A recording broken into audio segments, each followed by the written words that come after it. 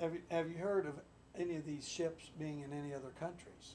Does anybody? Are we the only one? Is the United States the only one that has any of these craft? Well, I've heard stories. I don't really keep abreast of all the UFO information, but the one that caught my attention was there were sightings in Sweden, I believe in the 70s and early 80s, of a farmer out there called Billy Meier.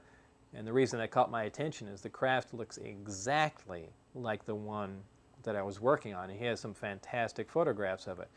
Now, people claim that the photographs are phony and so on and so forth. However, they look fairly decent, and on top of that, it looks exactly like the craft that I worked on. So if it was a phony picture, the chances of him building a model that looked exactly like the actual craft are remote. So it is possible that that craft was there, or we may have been testing it ourselves and taken it that far, though I doubt that, but that has caught my attention.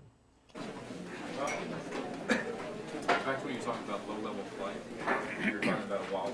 Mm-hmm. Have you ever seen the Billy Meier movies? Something similar to that? The Billy Meier movies. Of the disc wobbling? Films. Film footage. Films of discs.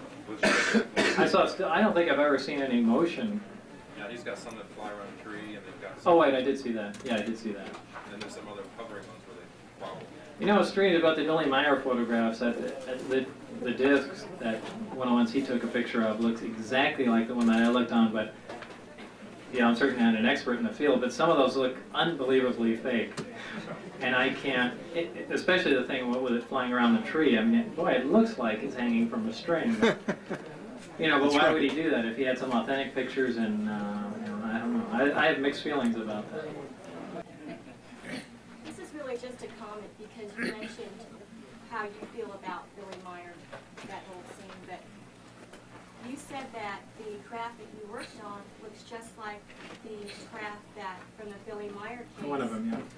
However, the beings that Billy Meier supposedly was in contact with are supposedly full-size, like average human beings. And you said that the craft you worked on had chairs that a full person could not sit on. But if you looked at the Billy Meier's information, I think somewhere in there, maybe I've got this wrong because so much stuff has gone through my head, that the people, the large people that apparently flew that craft, did not produce the craft.